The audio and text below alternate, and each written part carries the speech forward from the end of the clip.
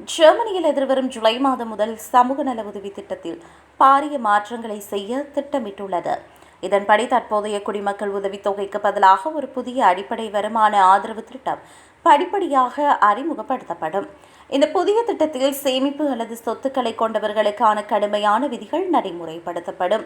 சேமிப்புகளுக்கான 12 மாத காத்திருப்பு காலம் நீக்கப்பட இருப்பது ஒரு முக்கியமான மாற்றமாகும். தற்போதைய திட்டத்தின் கீழ் திருமணமாகாதவர்கள் முதல் ஆண்டில் 40,000 யூரோக்கள் வரை சேமிப்பில் வைத்திருந்தால் உதவித்தொகையை இழக்க மாட்டார்கள்.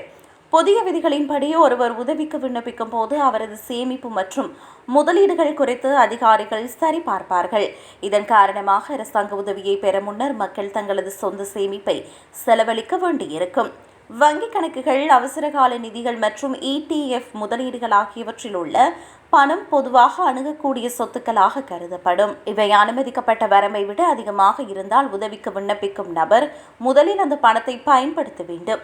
அத்துடன் புதிய விதிகளுக்கு அமைய வயதுக்கேற்ப சேமிப்பு வரம்புகள் அறிமுகப்படுத்தப்படும். உதாரணமாக 35 வயதுடைய ஒருவர் 25,000 யூரோக்களை சேமிப்பாக வைத்திருந்தால் அவருக்கான அனுமதிக்கப்பட்ட வரம்பு 10,000 யூரோக்களாக நிர்ணயிக்கப்படும். எனவே அவர் உதவித்தொகைக்கு தகுதி பெற 15,000 யூரோக்களை செலவழிக்க வேண்டும். வேலையில்லாதவர்கள் விரைவாக வேலை தேட ஊக்குவிப்பதும் வரி செலுத்துவோருக்கு நியாயத்தன்மையை வழங்கவுமே இந்த மாற்றம் திட்டமிடப்பட்டுள்ளதாக தெரிவிக்கப்படுகிறது. இருப்பினும் அவசர தேவைகளுக்காக பணத்தை சேமித்தவர்களை இந்த மாற்றங்கள் பாதிக்கக்கூடும் என்று விமர்சகர்கள் தெரிவிக்கின்றனர்.